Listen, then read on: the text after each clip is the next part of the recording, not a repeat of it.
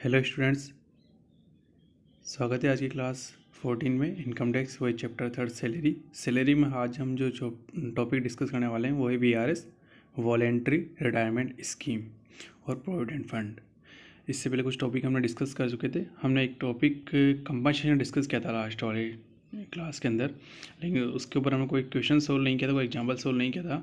तो आज वापस थोड़ा सा उसका रिवीजन कर लेते हैं। कंपनसेशन में बताया था कि आपको एक्चुअल अमाउंट और 5 लाख रुपए और जो औद्योगिक विवाद अधिनियम है उसके अकॉर्डिंग 15 डेज़ की जो सैलरी है वो आपको कंपनसेशन जो भी विचेबल लॉस इन तीनों से जो भी विचेबल है, इन तीनों में जो भी कम होगा वो एग्जम्प्ट मानी जाएगी। तो मेन जो चीज़ है वहाँ पर सी जो पॉइंट है वहाँ लिखा हुआ है आपको कि 15 डेज़ की salary, average per day salary और पीरियड ऑफ सर्विस के आपने कितने साल पीरियड पूरा कर लिया है। और फिर इसमें आपको बताया था कि 6 माह से अधिक होने पर 1 वर्ष मानेंगे। और नॉर्मली एवरेज का मतलब है कि लास्ट के 3 मंथ्स के डेज लेंगे और अपन डिवाइड कर लेंगे। सैलरी का मतलब यहाँ पर बताया गया था, सबसे बड़ी बात सैलरी का मतलब यहाँ सब कुछ शामिल कर लिया था, आप ये बोल सकते हैं, और एक्सक्लूडिंग बोनस और ग्रेजुएटी के अलावा। अब देखिए इसका एक क्वेश्चन है नीचे दिया हुआ है एग्जाम्पल, वो देखिए, वो देखते हैं अपन। श्री घनश्याम है, राशन हैंडलूम फैक्ट्री में 1 मई 2006 को लिपिक नियुक्त हुए थे। तो ये राशन हैंडलूम फैक्ट्री है, तो इस फैक्ट्री में क्लर्क हैं ये, और 1 मई 2006 को अपॉइंटमेंट हो गए थे। उन्होंने 15 जून 2018 को छटनी के कारण नौकरी से हटा दिया गया। तो उस जो फैक्ट्री के मालिक है उन्होंने 15 जून 2018 को इनको छटनी के कारण, मतलब कि इनको ज़रूरत नहीं थी, ऐसा कहते ही, तो उनको अब हटा दिया गया है। उन्हें 18,000 की राशि क्षतिपूर्ति रूप में दी गई। 1 अप्रैल 2018 से 2300 प्रति माह वेतन प्राप्त हुआ। तो अब ठीक है, अब इनको आपको बताना है कि परंतु इसके पूर्व 2,000 रुपये प्रति माह का प्राप्त हुआ था। ठीक है, 2 टाइम की सैलरी अदा गई है। कर निर्धारण वर्ष 2019-20 के लिए क्षतिपूर्ति कर मुक्त राशि ज्ञात कीजिए। तो असिस्मेंट ईयर आपको दिया हुआ है 1920। तो हमें इनकम जो बतानी है, हमें इनकम बतानी है। असिस्मेंट ईयर तुम्हारा प्रीवियस ईयर क्या होगा? प्रीवियस ईयर हमारा क्या होने वाला है? 18-19। तो इस ईयर के अंदर आपको बताना है कि इस ईयर के अंदर हमारी क्या इनकम रही, इसके रिगार्डिंग जो कंपनसेशन हमें मिलेगा वहाँ से। तो देखो हमारे पास तो 3 पॉइंट थे। 3 पॉइंट के अंदर पहला पॉइंट यदि मैं सोल्व करूँ तो पहला पॉइंट था हमारे पास में कि एक्चुअल अमाउंट रिसीव्ड। तो एक्चुअल अमाउंट रिसीव्ड कितनी है यहाँ पर? 18,000 रुपये दी हुई है। इसमें कोई परेशानी कहाँ दी हुई है? सेकेंड लाइन के अंदर लिखा हुआ 18,000 रुपये क्षतिपूर्ति राशि की जो कंपनसेशन अमाउंट है वो 18,000 प्राप्त की गई है। Watch for 18,000 as a compensation. तो कंपनसेशन की आपकी अमाउंट मिल गई है 18,000 रुपये। अब इसके बाद में आगे हम बात करते हैं बी पॉइंट। बी पॉइंट के अंदर बताया था कि गवर्नमेंट की लिमिट कितनी है। तो गवर्नमेंट की लिमिट अपन को बी पॉइंट बताई गई है, वो कितनी है? 5 लाख रुपये मैक्सिमम, कि 5 लाख से ज़्यादा नहीं हो सकती है।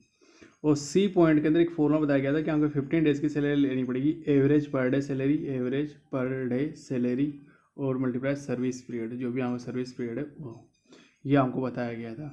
तो अब ए और बी का आंसर क्या? अब सी को मैं सोल्व करता हूँ, इसे आप लिख लेंगे। अब मैं सी को सोल्व करूँगा। तो सी के अंदर देखिए, सबसे पहले हमें क्या चाहिए? सी पॉइंट का आंसर हमारा ये बजाने वाला है। तो सी पॉइंट का आंसर के लिए हमें चाहिए एवरेज पर डे सैलरी। अब हमें यहाँ प्रति माह वेतन दिया हुआ है, पर मंथ सैलरी दी हुई, तो आप मान के चलिए ये यहाँ जो कैलकुलेशन होने वाली है वो किसके अंदर होने वाली? मंथ्स के अंदर होने वाली है।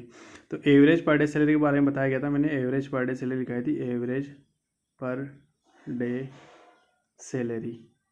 ये बताया गया था आपको कि आप लास्ट के जो 3 मंथ्स से प्लस करेंगे, लास्ट के 3 मंथ्स आपको कितनी सैलरी मिली, और उसमें जो भी डेज आ रहे हैं उसका डिवाइडेशन करेंगे। जैसे यहाँ पर बताया गया आपका रिटायरमेंट कब हुआ था? आपका रिटायरमेंट हुआ था यहाँ से 15 जून को। ठीक है सर, चलो 15 जून को आपको हो गया। तो 15 जून से आप लास्ट के 3 मंथ से यदि आप काउंट करेंगे तो वो आपको काउंट करने की लास्ट के हमारे मंथ्स कब से कब कितने बन रहे हैं। तो अब 15 जून से जस्ट पहले का मंथ कौन सा आ रहा है आपके? जस्ट पहले का जो मंथ आ रहा है वो आपका आ रहा है मई। ठीक है, अब आपको मई आ गया, तो मई से मई आपका 1 मंथ हो गया। अब आप इसे काउंट करेंगे तो आपके लास्ट के जो 3 मंथ्स है, जो कंप्लीटेड 3 मंथ्स है, वो बन रहे हैं मार्च, अप्रैल और मई। ठीक है, आपको कैलेंडर मंथ्स पकड़ने हैं और पूरे कंप्लीटेड मंथ्स पकड़ने हैं। आप 15 जून को इतनी डेट टू डेट यहाँ कैलकुलेशन नहीं करेंगे अपन, कैसे नहीं अपन यहाँ पर 15 मार्च लेंगे या 16 मार्च लेंगे, 16 मार्च से लेकर फिर अप्रैल तक, 15 अप्रैल तक, फिर 16 अप्रैल से 15 मई तक, और फिर 16 मई से और 15 जून तक। इस तरह से हम काउंट नहीं करेंगे, हम डे टू काउंट नहीं करें, कंप्लीटेड मंथ्स में काउंट करेंगे। तो लास्ट 3 मंथ्स, जून से ठीक पहले वाला मंथ, ये जून क्या 15 जून आ रहा है, मतलब मिड में आ रहा है। तो आप क्या करेंगे, मई से ठीक पहले का महीना था, फिर बाद में अप्रैल था, और फिर ये मई था। तो आप 3 मंथ्स की सैलरी लेंगे। तो 3 मंथ्स की सैलरी के बारे में यहाँ पर ये बताया गया है कि अप्रैल से, तो यहाँ पर सैलरी कितनी, 2300 रुपये प्रति माह, और उससे पहले कितनी थी, 2000 रुपये प्रति माह, सॉरी, ठीक है। तो आप देखें आपको सैलरी कौन कौन से मंथ की लेनी थी। आपको सैलरी लेनी थी मार्च, अप्रैल और मई। तो मार्च की सैलरी है ना, इससे पहले तो प्रति माह कितनी थी, 2000 थी, और अप्रैल से कितनी हो गई आपकी, 2300, और फिर मई के अंदर भी आप क्या मानेंगे कि आपकी 2300 सैलरी है। तो इन तीनों को प्लस करेंगे और आप डिवाइड करेंगे, 2000 मार्च की सैलरी, फिर अप्रैल की सैलरी, और फिर मई की सैलरी। ये है मई, ये है मार्च। तो यहाँ 2000 प्लस 2300 यहाँ दिया हुआ है 2300 रुपये अप्रैल से, तो अप्रैल और मई की ले लिया हमने। फिर आप इनके दिन गिनेंगे, तो यहाँ मार्च में 31 होते हैं, तो यहाँ निचले की 31, अप्रैल में होते हैं 30, और मई में वापस 31 होते हैं। तो ये सब आप प्लस कर लेंगे, तो इसका आप डिवाइडेशन करेंगे। तो आपके पास में यहाँ पर जो आंसर बनकर निकल कर आने वाला है वो होगा आपका आंसर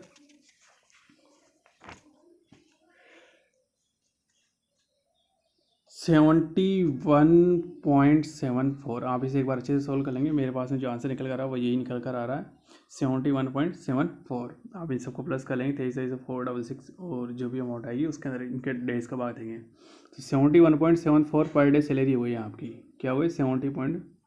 अब आप सी फॉर्मूला है उसको सोल्व कर सकते हैं। अब इसमें एक चीज़ है कि आपने सर्विस ऑफ पीरियड कितने कंप्लीट कर लिया है। आपको देखना पड़ेगा कि आपने सर्विस पीरियड कब तक कंप्लीट करी, कब तक नहीं कंप्लीट करी है। तो देखिए, आप 1 मई 2006 से जॉब लगी थी आपकी, आपका जो अपॉइंटमेंट था 1 मई 2006 का था। तो मई 2006 से स्टार्ट हुई थी, तो आपका ठीक से, तो देखिए 2006 7 में 1 साल कंप्लीट होगा। फिर बाद में आप इस तरह से कंप्लीट करेंगे, तो आपके यहाँ पे कंप्लीट गिनते आएंगे। तो आपको ये देखो यहाँ से स्टार्ट किया 1 मई से, ठीक है, 1 मई से 2006 के 1 मई से स्टार्ट हो गया। तो 2007 के अंदर कब तक हो गया, ये मई से पहले क्या था, 30 अप्रैल तक। 30 अप्रैल को आपका 1 साल कंप्लीट हो जाएगा यहाँ पर। तो इस तरीके से 30 अप्रैल तक 1 साल कंप्लीट होगा। तो इस तरह से आप गिनेंगे 2018 तक। तो आप 6 से स्टार्ट हो गए, तो 7 को एक कंप्लीट हो जाएगा। 7 हो गया आपके पास, 7, 8, 9, 10, 11, 12, 13, 14, 15, 16, 17, 18, आपके यहाँ 12 ईयर्स कंप्लीट हो गए, ठीक है। आप 1 मई से डेट निकालोगे और ऐसे आगे बढ़ोगे, तो आपके जो 1 मई, जो नेक्स्ट 1 मई 18 तक, आपने क्या 15 जून तक काम किया है ना, 15 जून तक। तो 15 जून तक मतलब 15 जून से पहले मई आता है, आराम से मई पहले आता है। तो मई में आपने 1 मई तक, 1 मई से पहले 30 अप्रैल को काउंट कर लो, या 1 मई काउंट कर लीजिए आप, 1 मई 18 तक आप यहाँ से काउंट कीजिए। तो 6 में अपॉइंटमेंट है, 7 जैसे आएगा 1 साल कंप्लीट होगा। 7 से 8, 9, 10 ऐसे करते करते आप 18 तक काउंट करेंगे, तो आपके 12 पर कंप्लीट हो रहा है। तो 12 ईयर्स आपके हो गए। अब 12 ईयर्स हो गए आपके। इसके बाद में आपने 30 अप्रैल को जाएंगे आपको, ठीक है। उसके बाद में आप है ना 15 जून तक आपको रिटायरमेंट वो छट्टी करी गई है। तो आपको यहाँ देखें, 15 डेज से ना एक्स्ट्रा और हो रहे हैं आपके यहाँ पर, ठीक है। आपके मई के बाद में, और सॉरी अप्रैल के मई के बाद जून, 1.5 महीना ज़्यादा हो रहा है आपका यहाँ पर, ठीक है।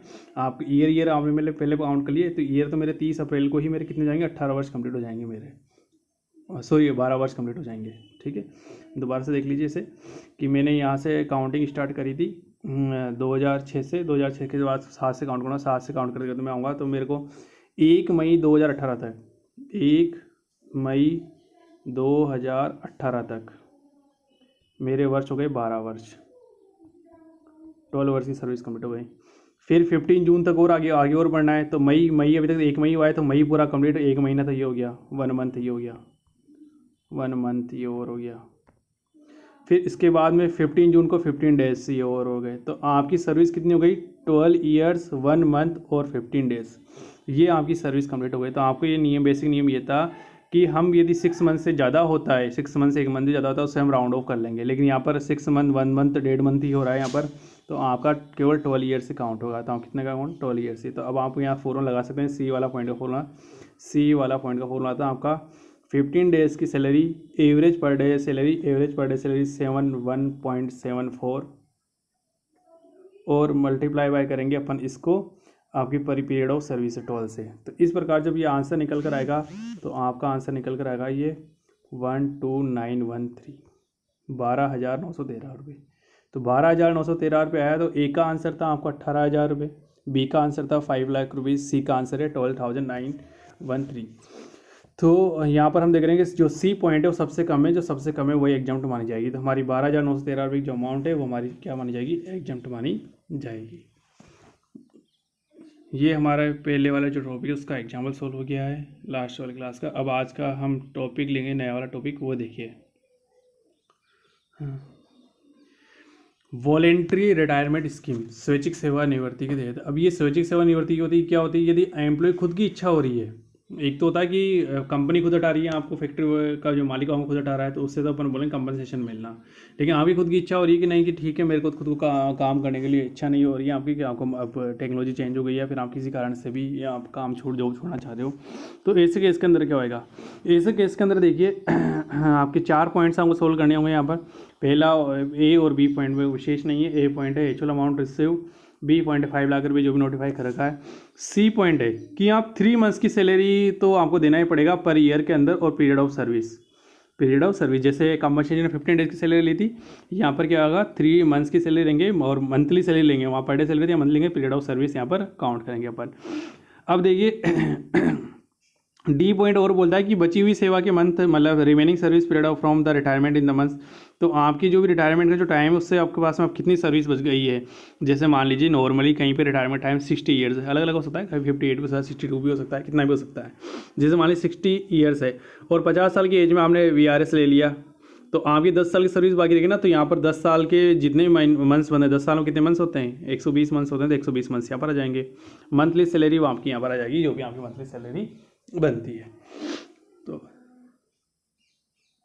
इसके बाद में आगे चलते हैं, हम यहाँ पर नोटिस करेंगे, वापस देख लीजिए आप क्या एक्चुअल अमाउंट रिसीव हो गई है आपकी 5 लाख रुपये एक्चुअल नोट का। 3 मंथ की सैलरी आपको देनी है पीरियड ऑफ सर्विस के अकॉर्डिंग, और कितनी महीने की रिमेनिंग आपकी सर्विस और पीरियड है और उसको मंथली सैलरी से आप डिवाइड कर देंगे, तो वो आपको लिखना है डी पॉइंट के अंदर।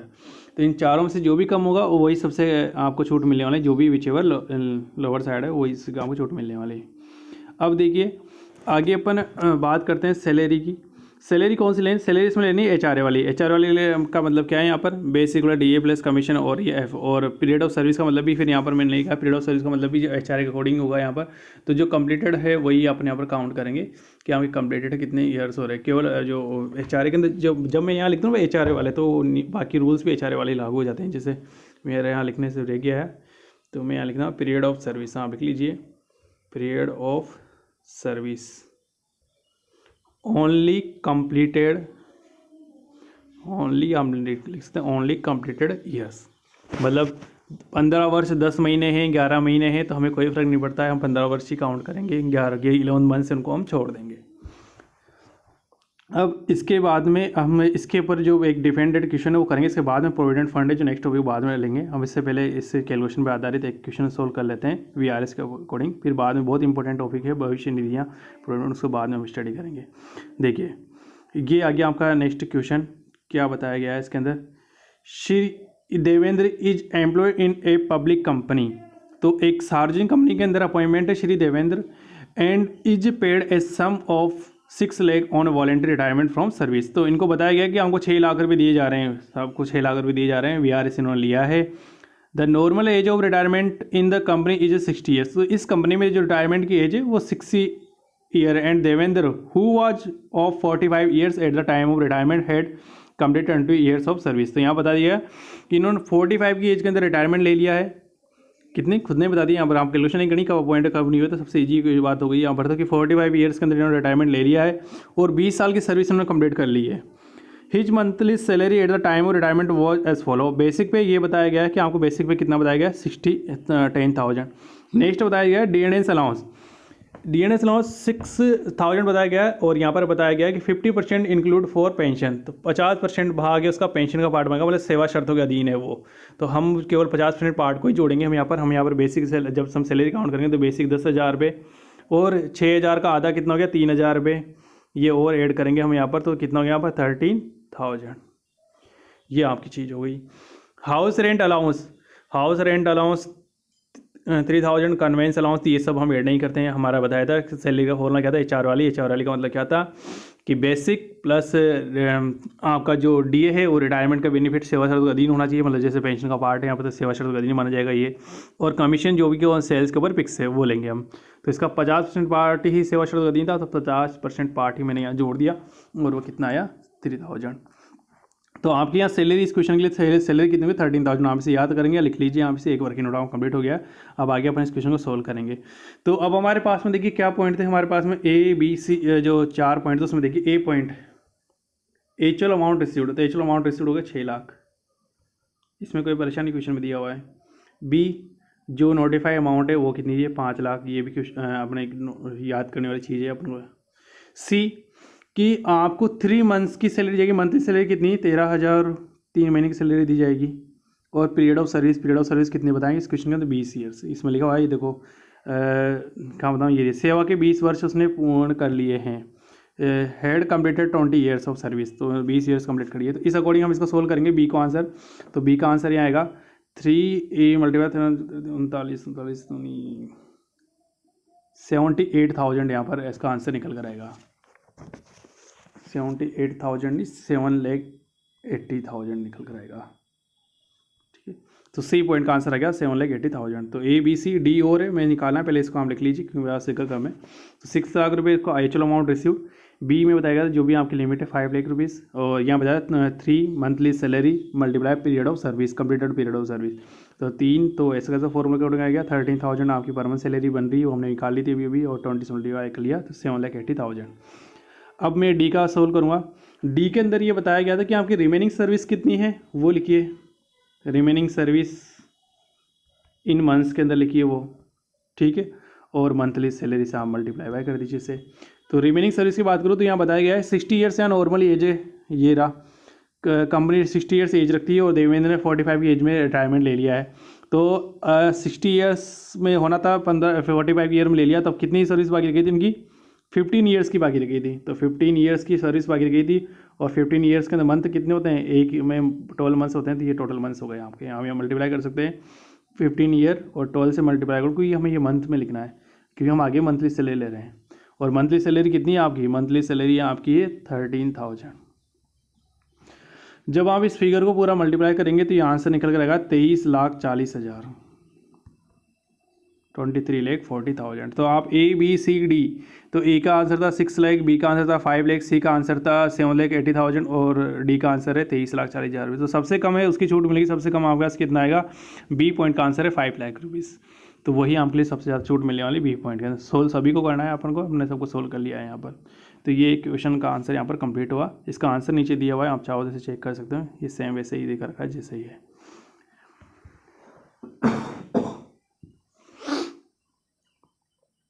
अब इसके बाद वापस ऊपर चलेंगे हम, आज नया टॉपिक इसको डिस्कस करेंगे, प्रोविडेंट फंड भविष्य निधियाँ। एक इंपॉर्टेंट अच्छा टॉपिक है भविष्य निधियाँ। तो देखिए भविष्य निधियाँ, सबसे पहले तो आपको ये चीज़ याद करने वाली बात है कि इसमें भविष्य निधियाँ 3 प्रकार की होती है, स्टेचुटरी प्रोविडेंट फंड, रिकॉग्नाइज और अनरिकॉग्नाइज। तो वैधानिक भविष्य निधियाँ होती है, इसमें भविष्य निधि अधिनियम 1925 लागू होता है। तो एक तरह से मान लीजिए एक निकनेम में लिखा हुआ जाएगा, वहाँ पर एग्जाम में ऐसा लिखा हुआ जाएगा क्वेश्चन के अंदर कि यहाँ पर जो भविष्य निधि अधिनियम है वो प्रोविडेंट फंड एक्ट है 1925 एप्लीकेबल होता है। तो आप जब वहाँ लिखा हो जाएगा प्रोविडेंट फंड एक्ट 1925 लागू हो, तो आप समझ जाइए कि वो कौन सा बताना चाह रहा है। वो आपको वहाँ बताना चाह रहा है कि आपका ये वाला रूल एप्लीकेबल होने रहा है, जो लिखा है वैधानिक भविष्य निधि स्टैट्यूटरी प्रोविडेंट फंड के लिए लिखा हुआ है। इसके बाद दूसरा लिखा हो जाएगा रिकॉग्नाइज, या रिकॉग्नाइज वर्ड यूज कर लेगा, या फिर वो बोलेगा कर्मचारी भविष्य अधिनियम एम्प्लॉय प्रोविडेंट फंड 1952। तो ये 1925 था और 1952 है, थोड़ा सा याद है, 25 का उल्टा कर दिया 52 हो गया आखिरी के अंदर, 1925 1952। तो इसका आंसर अलग तरीके से होगा। और तीसरा है जहाँ कुछ भी एप्लीकेबल नहीं हो, जहाँ क्वेश्चन में कोई इन्फॉर्मेशन नहीं दी होगी कौन सा लागू होता है, तो हम मानेंगे तीसरा लागू हो रहा है अनरिकॉग्नाइज्ड प्रोविडेंट फंड। मतलब ऐसा कोई प्रोविडेंट फंड है जो गवर्नमेंट से रिकॉग्नाइज नहीं है, अपने हिसाब से लागू कर रखा है उन्होंने। तो ऐसा यहाँ पर कोई एक्ट लागू नहीं है। तो क्वेश्चन में कुछ नहीं लिखा हो तो हमें सी को ही मानते हुए आंसर सोल्व करना है। तो इन तीनों के नियम अलग अलग दिए हुए हैं कि आप भविष्य निधि अधिनियम 1925 में काम कर रहे हो तो अलग है, आपको बेनिफिट मिलने वाला है, टैक्स के अंदर 1952 के लिए अलग है, कोई नियम नहीं है तो अलग है। अब देखिए इसको आगे स्टडी करने से पहले आपको कुछ 4 चीज़ें यहाँ बताई जा रही हैं, उनको भी हम डिस्कस करेंगे कि हम ये चीज़ें क्या होती है। ये अमाउंट्स हैं, 4 पार्ट्स ऑफ अमाउंट्स हैं। देखिए, अब प्रोविडेंट फंड में क्या होता है कि पहले तो आप इसे थोड़ा समझिए। प्रोविडेंट फंड क्या होता है कि आपको जब कहीं भी अपॉइंटमेंट होता है तो आपकी मंथली सैलरी काट ली जाती है। जैसे मान लीजिए मैं वर्क कर रहा हूँ तो मेरा 10% ऑफ सैलरी का पार्ट है वो हर मंथ काट लिया जाता है। तो जैसे मान लीजिए किसी व्यक्ति की सैलरी 1 लाख पर मंथ है, तो 1 लाख में से 10% काट लिया तो उसको 90,000 मिलेंगे। अब वापस मैं यहाँ लिख के देता हूँ कि आपकी सैलरी कितनी थी, 1 लाख रुपये की सैलरी थी, 10% उन्होंने काट लिया, तो अब कितना मिलेगा आपको, 90,000 आपको कैश में मिल गया। ठीक है, अब ये 10,000 है ना, काट तो लिया उन्होंने, लेकिन ये आप ही का पैसा है। उन्होंने एक पीएफ अकाउंट खोल रखा है आपका, जैसे बैंक में कोई स्पेशल अकाउंट खोला है वैसे अकाउंट खोल रखा है, तो वहाँ 10,000 भी जमा करा देंगे और प्लस अपनी तरफ से 10,000 और मिला रहे हैं। ये कितने मिला सकते हैं अपनी तरफ से भी, 10-12%, 10% का नॉर्मल नियम है, तो 10% अपनी तरफ से और मिला रहे हैं। हर मंथ ऐसा ही करेगा। जैसे 1 लाख रुपये आपकी सैलरी हुई, 10% आपको काट लिया, 90,000 आपको मिल गया। अब आपके 10,000 रुपये काटे ना, तो ये नहीं कि आपकी सैलरी का पार्ट नहीं है, ये आपकी सैलरी का पार्ट था। और मतलब इससे को आपने आपका जो हिस्सा है ये कहीं खा रहे नहीं है वो लोग आपका एक पीएफ अकाउंट खोलिया उन्होंने, वहाँ पर जमा कर रहे हैं। तो वहाँ 10,000 रुपये हो गया आपका शेयर हो गया, और फिर 10,000 वो अपनी तरफ से और मिला रहे हैं, तो वहाँ आपको इस महीने में 20,000 पर मंथ जमा करा दिए। तो इस तरह से यहाँ पर हर महीने 20,000 जमा कराए जाएंगे और बहुत सारे अमाउंट जमा होते होते जब आपका रिटायरमेंट होगा तब आपको पैसे दिए जाएंगे वो सारे इकट्ठे करके। ठीक है, तो इस प्रकार देखेंगे। हमें यहाँ पर ऐसा नहीं है कि हमें यहाँ 10% काट लिया तो हमें केवल 90,000 का फायदा रहा, बल्कि हमें 1,10,000 मिल रहे हैं। कैसे मिल रहे हैं, क्योंकि 10 भी आपको जमा करें, 10 वहाँ एक्स्ट्रा और दे रहे हैं। तो यहाँ 90 + 20 आप देखोगे तो आप कितने को 1,10,000 आपको हर महीने का प्रॉफिट दिया जा रहा है कंपनी की तरफ से। खैर, अभी हमारे लिए जो क्या इंपॉर्टेंट चीज़ें वो ये देखना है कि आपके 10,000 रुपये काटे तो वो तो हो गया एम्प्लॉई कॉन्ट्रीब्यूशन, कर्मचारी का अंशदान, कर्मचारी का शेयर हो गया, एम्प्लॉई का हो गया। फिर 10,000 रुपये एम्प्लॉयर और अपनी तरफ से मिला रहा है। ठीक है, वो और अपनी तरफ से मिला रहा है कि आप 10,000 मेरी तरफ से और रखिए इसके अंदर, तो इससे बोलेंगे एम्प्लॉयर कॉन्ट्रीब्यूशन, नियोक्ता का अंशदान। ठीक है, वो क्या मिला रहा है, नियोक्ता का अंशदान। फिर अब ये 20,000 पैसे तो है नहीं, आपको जब 20 साल 30 साल बाद मिलेंगे तो ऐसे ही पड़े रहेंगे। इस अकाउंट के अंदर एक निश्चित रेट से, फिक्स रेट से ब्याज मिलता रहता है, आपको इंटरेस्ट मिलता रहता है, तो ब्याज इंटरेस्ट और आपको मिलता रहेगा। फिर जब आप रिटायरमेंट हो गए तब आपको पूरा पैसा एक साथ, बहुत सारे अमाउंट है, पूरी होल ऑफ अमाउंट है एक साथ मिलेगी, उससे बोलेंगे लमसम अमाउंट। तो वो आपके रिटायरमेंट के टाइम या जब आप नौकरी से VRS लोगे, छोड़ोगे नौकरी, तब मिलने वाला है वो पैसा आपको। तो अब यहाँ पर देखिए वापस से में 4 चीज़ें भी हमें पढ़ी थी। वही कर्मचारी, एम्प्लॉय का कॉन्ट्रीब्यूशन। एम्प्लॉय कॉन्ट्रीब्यूशन से क्या मतलब था कि वही जो 10,000 में आपके सैलरी काटे गए हैं, फिर 10,000 उसने और मिला दिए थे, नियोक्ता ने, जो आपका एम्प्लॉयर जो कंपनी, वो 10,000 मिला दी, तो टोटल 20,000 हो गए थे आपके वहाँ पर। फिर अब 20,000 ऐसे पड़े रहेंगे, इसके ऊपर सारा ब्याज मिलता रहेगा, तो इंटरेस्ट आएगा। तीसरा टॉपिक है इंटरेस्ट। और फिर चौथा पॉइंट है कि लमसम अमाउंट है आपको, जो जब आपको रिटायरमेंट होगा, जब आपको पूरा पेमेंट मिलेगा, तो वो एक साथ कितना पेमेंट आपको मिलने वाला है। जैसे 20,000 इस महीने, फिर 20 ऐसे करते करते बहुत सारी अमाउंट बन जाएगी, वहाँ बहुत सारा पैसा उसके ऊपर ब्याज बन जाएगा। तो उस सारी की कैलकुलेशन, क्योंकि इन सारा को अपन को अच्छी तरह से, हम हर एक पॉइंट के लिए अलग अलग आंसर जाने वाला है अपन का। अपने पास में 3 प्रोविडेंट फंड की पॉलिसीज है, और वो था स्टेचुरी प्रोविडेंट फंड 1925 था, और 1952 था रिकॉग्नाइज, और तीसरा था अनरिकॉग्नाइज। तो इन तीनों के लिए, इन चारों पॉइंट्स के लिए अलग अलग आंसर जाने वाला है। अब देखिए, एक विशेष चार्ट मैंने यहाँ बनाया है, और मैं आपसे ये उम्मीद करता हूँ कि जब मैं इस चार्ट को पढ़ा रहा हूँ तो आप किसी और बुक से आप मिलाएंगे नहीं इसे, क्योंकि मैंने अपनी तरफ से पूरी जी जान लगा दी इसको सबसे ईजी करने के अंदर।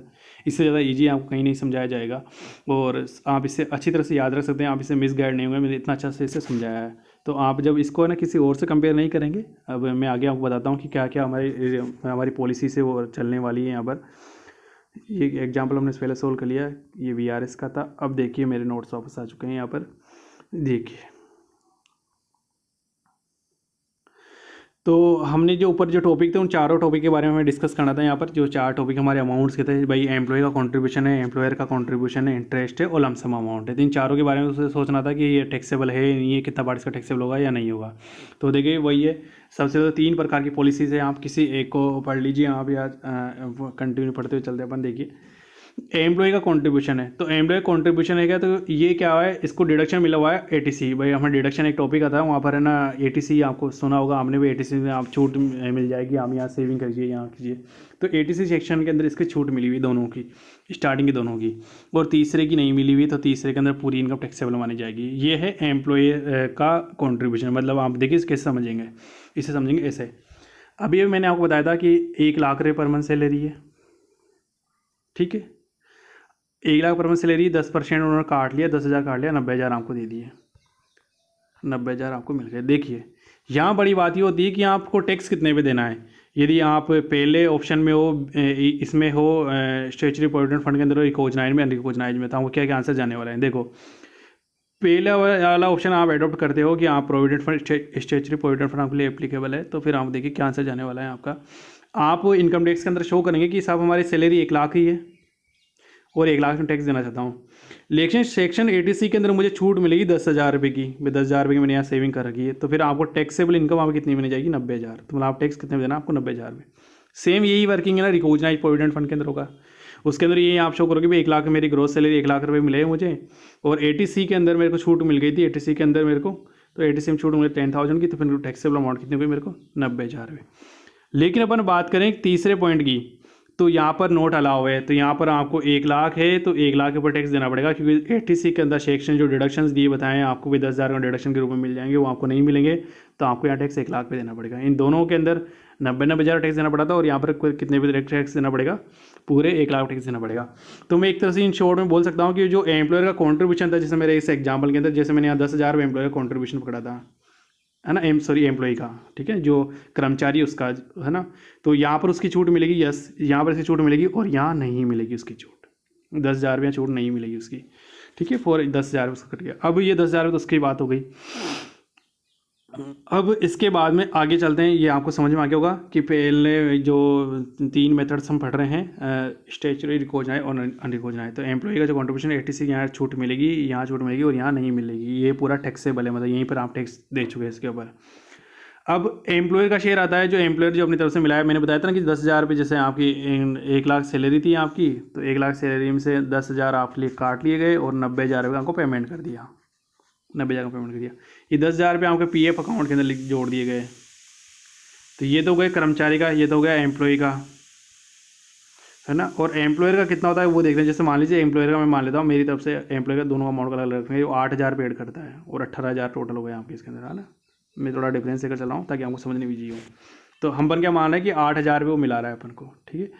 तो 8,000 रुपये वो मिला रहा है। अभी ये एग्जाम्पल यही सेट रखना, 10,000 8,000, है ना, ताकि इसको एक एग्जाम्पल भी आपको वहाँ एग्जाम में भी रिमाइंड हो जाएगा, तो हमको याद आ जाएगा कि कैसे कैसे समझा था हमने। तो 10,000 रुपये तो एम्प्लॉय का ज़्यादा था, और न्यू एम्प्लॉयर का कम हो गया, कम, उसने 8,000 रुपये मिला है, ठीक साहब, उसने 8,000 मिला, टोटल 18,000 रुपये हो गए। तो मिला है तो ये आपके लिए, ये आप यहाँ नोटिस करेंगे, ये मिला है किसके लिए, आपके लिए मिला है ये, ठीक है सर, आपके लिए मिला है। और ये जो पैसा मिलाया है ये आप ही को मिलने वाला है, अभी तो नहीं मिलने वाला, जब आप रिटायरमेंट हो तब मिलेगा, इसके और ब्याज और मिलने वाला है। तो अभी ये आपकी इनकम का ही पार्ट माना जाएगा ना। देखो इनकम तो मानी चाहिए आपको, भले आपको अभी नहीं दे रहे हैं, बाद में देंगे, लेकिन आपकी इनकम में ऐड कर रहा है वो तो अपनी तरफ से ही। तो 1 लाख सैलरी तो आपकी थी सही, 8,000 रुपये और दे रहा, तो 1,08,000 सैलरी बन गई है आपकी, क्योंकि 10,000 माना कि काट लिए, लेकिन काट तो आपकी PF आपका तो अकाउंट है, उसी में रखा जा रहा है, पैसा बाद में मिलेंगे आपको। 8,000 रुपये अपनी तरफ से और मिला रहा है, एडिशनल 8,000 रुपये और मिला रहा है, तो ये भी आपकी सैलरी का ही पार्ट है, ये भी आपकी इनकम का ही पार्ट।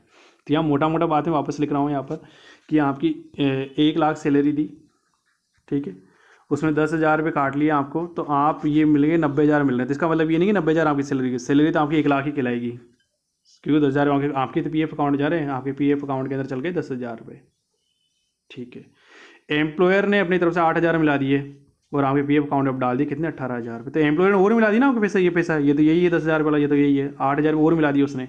तो 1 लाख, तो ये 8,000 इसने और मिला दी अभी, तो आपका सैलरी कितनी बन गई, 1,08,000 है। मतलब ये इसके ऊपर भी टैक्स लगना चाहिए एक तरीके से देखा जाए, तो ये भी आपकी इनकम है, ठीक है। यहाँ पर तो हमने पूरे 1 लाख पे ले ही लिया, ठीक है, तो इस 10,000 उसमें इन्वॉल्व हो गया, ये 8,000 और एडिशनल मिला रहा, तो 8,000 और जाना चाहिए। अब इसका रूल्स हम देखते हैं क्या है। इसके रूल्स के बारे में ये बताया गया है कि जो एम्प्लॉयर कॉन्ट्रीब्यूशन है ये यहाँ पर टैक्स फ्री है पूरा का पूरा, चाहे कोई भी अमाउंट हो, हमें कोई लिमिट का ध्यान नहीं रखना, चाहे वो कितना % हो। लेकिन यहाँ बताया गया है कि 12% से अधिक यदि पार्ट है आपकी सैलरी का, तो वो आपकी आय माना जाएगा। यहाँ शॉर्ट के अंदर लिखा हुआ है मैंने, यहाँ 12% से मतलब है सैलरी का 12%। जैसे यहाँ 1 लाख सैलरी दी, तो 1 लाख सैलरी यदि मैं बात करूँ, तो 1 लाख सैलरी का यदि आप निकालेंगे परसेंटेज, तो 1 लाख सैलरी का 12% कितना आ रहा है, 12,000 रुपये आ रहा है 12%।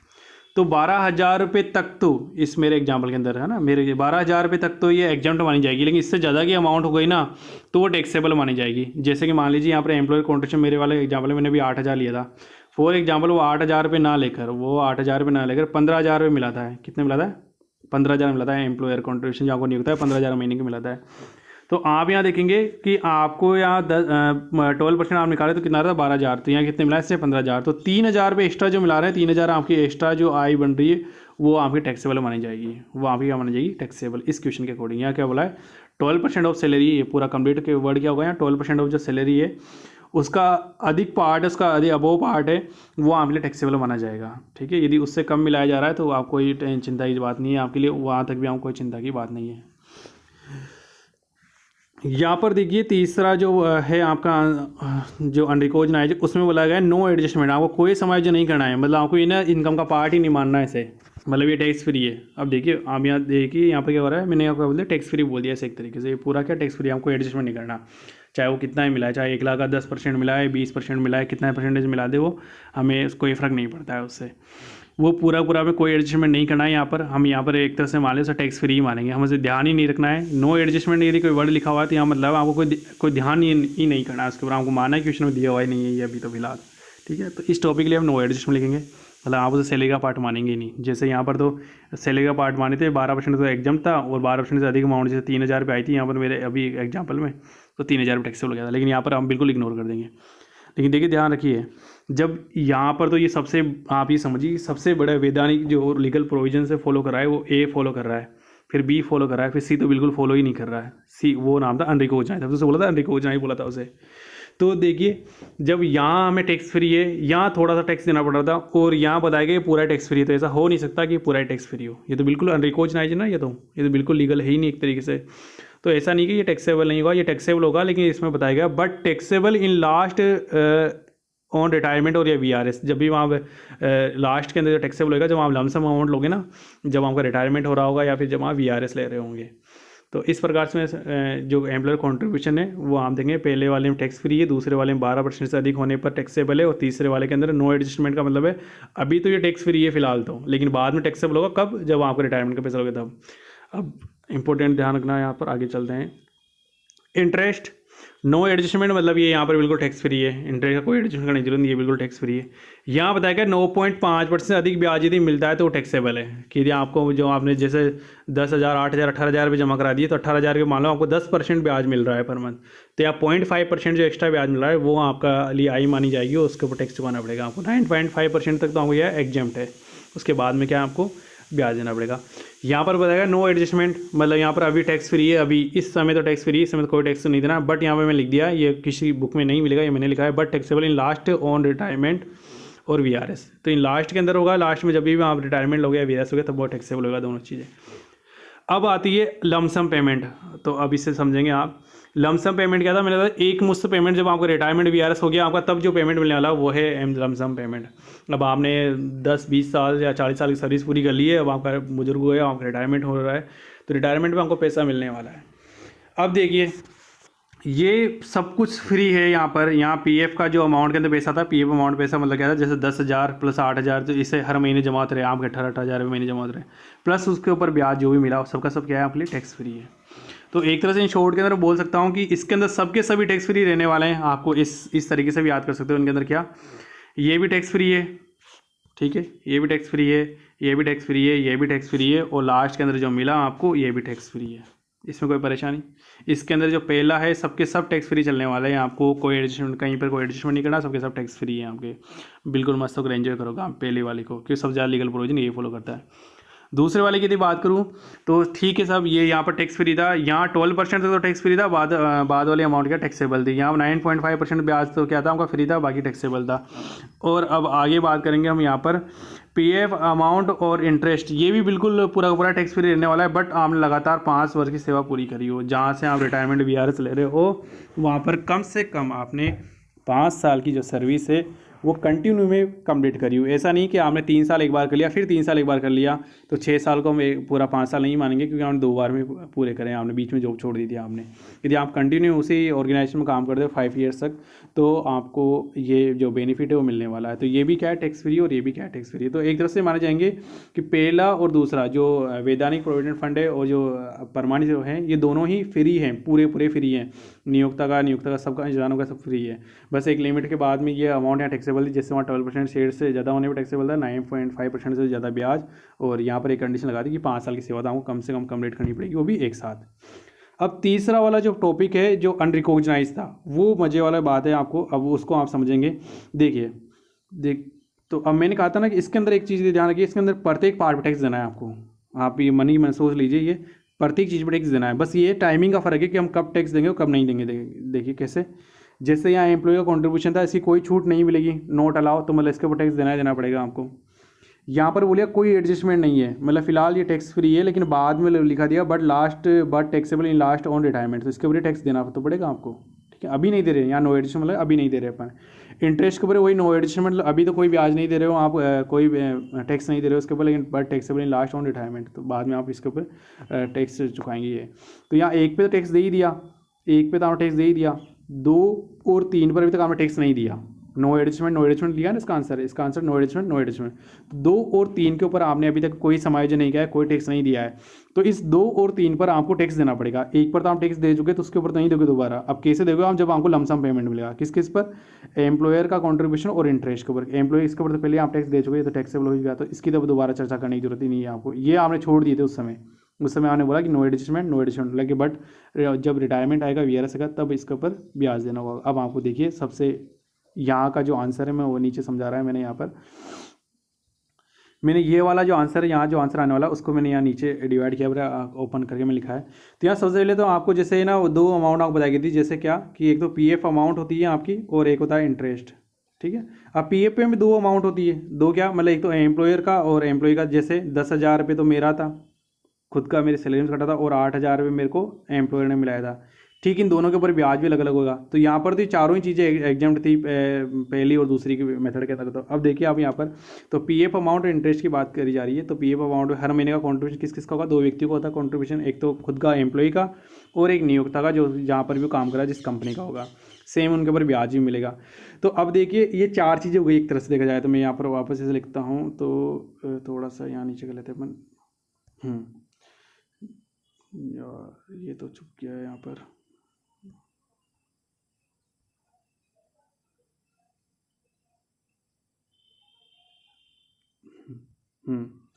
तो यहाँ पर हम देखेंगे, यहाँ पर हमारे पास में वापस 4 चीज़ें हो गई। पीएफ में क्या हो गया, पीएफ में मतलब एक तो हो गया एम्प्लॉय का हो गया और एम्प्लॉयर का हो गया। ठीक है, ऐसे ही इंटरेस्ट हो गया, तो इंटरेस्ट भी इसका भी हो गया और इसका भी, का दोनों को हो गया। तो हमारे पास 4 चीज़ें हुई। तो हमने देखा था कि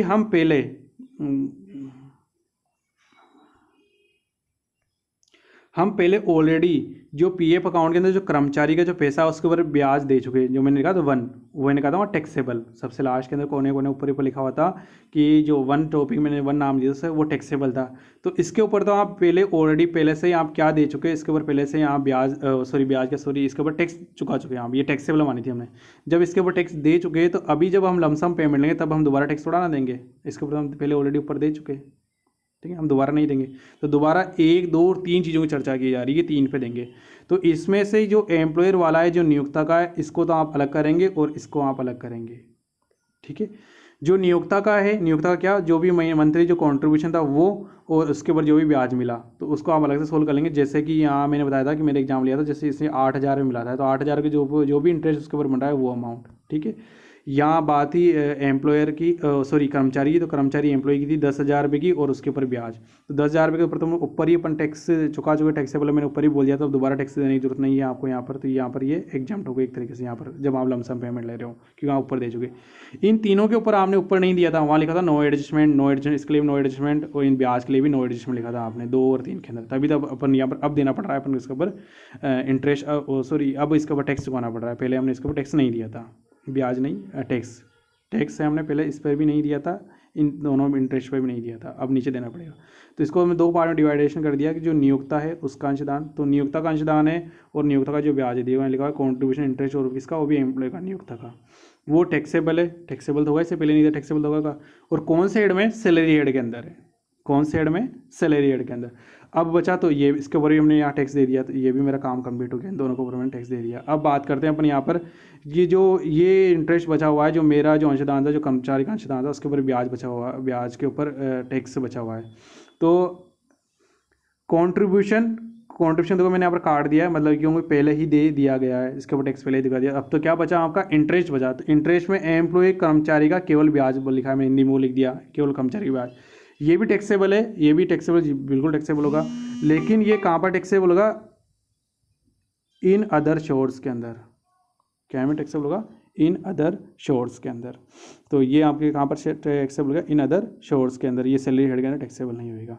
तो एक बार मैं वापस रिपीट कर देता हूँ, वापस आपको ऊपर लेकर जाना चाह रहा हूँ मैं आपको यहाँ पर। देखिए, आपने जो कर्मचारी का अंशदान था, जैसे 10,000 रुपये था, तो वो तो आपने ऊपर ही टैक्स चुका दिया, ठीक है साहब।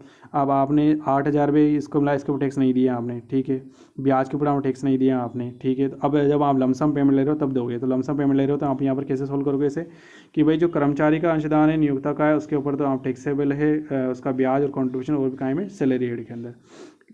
जो कर्मचारी है उसकी बात करें तो कॉन्ट्रीब्यूशन के ऊपर आप पहले दे चुके, तो यहाँ पर इसे तो काट देंगे। अब क्या बचा? केवल ब्याज। तो ब्याज बचा, तो ब्याज के ऊपर कितना टैक्स चुकाना पड़ेगा वो भी हम देंगे, टैक्सेबल है आपके लिए। और वो कौन से हेड में होगा? वो इन अदर शोर्स के अंदर, इनकम फ्रॉम अदर शोर्स से होगा, जो 5 हेड है अंडर सेक्शन 56 में टैक्सेबल है, उसके अंदर इसके यहाँ पर टैक्स लगेगा। और ये इनकम आपकी सैलरी हेड में टैक्सेबल होगी।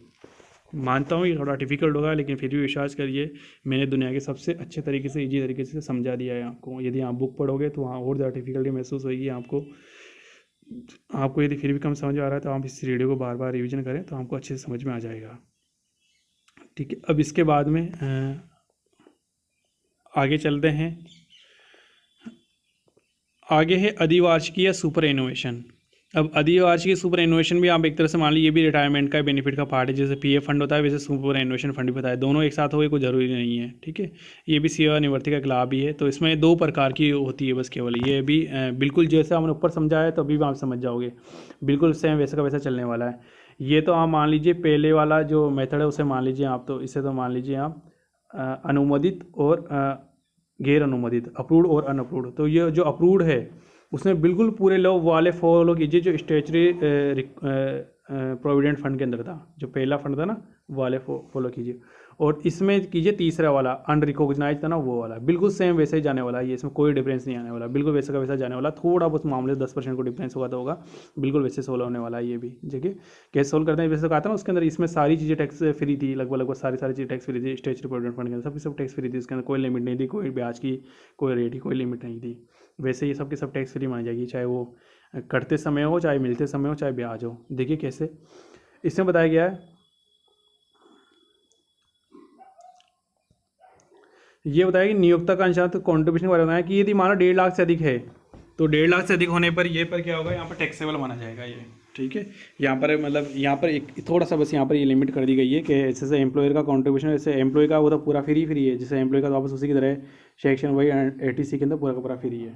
तो एम्प्लॉय का तो क्या होगा, पूरा फ्री हो गया है आपका यहाँ पर। तो लेकिन इसके बारे में ये बताया गया है कि ये आपके 1.5 लाख से अधिक होगा तो आपके लिए टैक्सेबल माना जाएगा, नहीं तो आपके लिए कोई लिमिट नहीं है। ये जो 1.5 लाख की जो लिमिट है वो पर ईयर की है, एक ईयर की जो लिमिट है, पर ईयर की लिमिट है ये, मतलब 1,50,000 रुपये आपके 1 साल की लिमिट है। 1 साल के अंदर आपका इसका अंशदान का जो अमाउंट है, जो कॉन्ट्रीब्यूशन की जो अमाउंट है वो 1,50,000 तक, तो आपका एग्जाम्प्ट से ज़्यादा वाली अमाउंट टैक्सेबल हो जाएगी आपकी। अब इसके बाद में इंटरेस्ट ऑलवेज टैक्स फ्री, जैसा उसके अंदर था पूरा टैक्स फ्री होता है। एक मुश्त राशि वो पूरी टैक्स फ्री है, बिल्कुल उसी की तरह चल रहा है। सेम रिकॉग्नाइज जो सॉरी स्टेचुरी जो प्रोविडेंट फंड था पीएफ, सेम उसी की तरह चल रहा है यहाँ पर। सिवाय इसमें यहाँ पर नियोक्ता के अंशदान पे यहाँ लिमिट लगा दी कि 1.5 लाख रुपये सालाना से ज़्यादा नहीं हो सकता है, ज़्यादा होने पर वो टैक्सेबल होगा। बाकी बिल्कुल वैसा ही कर्मचारी का वो सेक्शन 80 फ्री है, इंटरेस्ट है ऑलवेज टैक्स फ्री होगा, लमसम अमाउंट भी टैक्स फ्री होगा आपका। और ये जो दूसरा है अनअप्रूव्ड है, जो गैर अनुमोदित सुपर एनुएशन है, वो बिल्कुल उसकी तरह चलेगा, जो अनरिकॉग्नाइज है उसकी तरह चलेगा। नियोक्ता का अंशदान है, जो एम्प्लॉय का कॉन्ट्रीब्यूशन है वो टैक्स फ्री है उस समय तो, है ना। जैसे कर्मचारी का अंशदान है, जैसे उसके अंदर बताया सबसे पहले हमने कर्मचारी का अंशदान लिखा था वो टैक्सेबल था, उसके अंदर भी ये टैक्सेबल दिया। फिर लिखा था दूसरा नियोक्ता का अंशदान, उस पर ब्याज, दोनों के बारे में बताया गया था कि ये ना ब्याज और ये सबको सबके उस समय टैक्स फ्री रहेंगे, मतलब नो एडजस्टमेंट करेंगे अपन यहाँ पर, लेकिन बाद में टैक्सेबल होंगे जब भी वो रिटायरमेंट भी आ रहेगा, सेम वैसे के वैसे ही। तो वापस इसके अंदर वापस रिटायरमेंट के ऊपर आएंगे अपन, जब आपको लमसम अमाउंट मिलेगी तो लमसम अमाउंट मिले देखिए क्या एडजस्टमेंट करते हैं वापस पहले की तरह ही, कि नियोक्ता का अंशदान है, एम्प्लॉयर का जो कंट्रीब्यूशन इंटरेस्ट है वो तो टैक्सेबल होगा, वही सैलरी हेड के अंदर बिल्कुल वैसे का वैसे सेम आंसर बन गया यहाँ पर।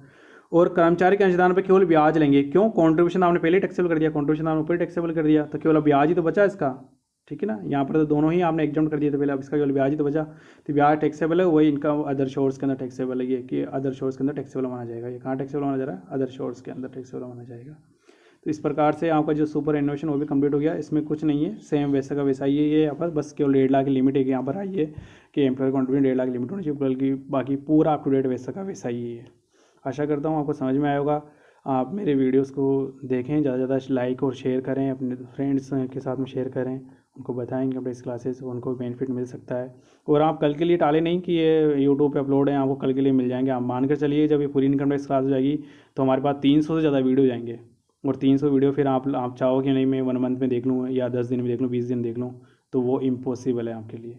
ठीक है, आपको बजाय भले ही अभी कम याद करना पड़े, आपको 2 बार वीडियो देखना पड़े तो वो चल जाएगा। आप भूल गए वो चल जाएगा, पूरा पूरा भूल गए वो भी चल जाएगा, लेकिन आपको देखना पड़ेगा, सुनना पड़ेगा, टाइमिंग देनी पड़ेगी आपको भी। आप इसको बाद के लिए, भविष्य के लिए छोड़ नहीं सकते हो। यदि ऐसा छोड़ते हो तो आपको उसका बहुत बड़ा हर्जाना वसूल करना पड़ेगा। आज ही अखबार में आया था कि आपके जो पहले के जो रिमेनिंग एग्जाम्स है वो भी होंगे, बिना एग्जाम्स के लिए हम डिग्री नहीं देंगे, यूजीसी ने साफ साफ कर दिया है। तो आपको पहले वाले एग्ज़ाम भी देने पड़ सकते हैं, जो भी आप सेकेंड ईयर के अंदर जो आप पेंडिंग छोड़ रखे हैं आपने, वो एग्ज़ाम देने पड़ सकते हैं आपको। और फाइनल ईयर के अंदर जो एग्ज़ाम होंगे वो तो आपको होंगे ही होंगे, बिना एग्ज़ाम के कोई डिग्री नहीं मिलने वाली है। तब आपका डबल डबल लोड पड़ जाएगा, आपके पास में बहुत सारी बुक्स हो जाएगी आपके पास में। तो आप इसको अभी से पढ़ते हुए, सुनते हुए, समझते हुए चलें। ठीक है, और ज़्यादा से ज़्यादा मेरे चैनल को सब्सक्राइब करें, शेयर करें, लाइक करें। Thank you.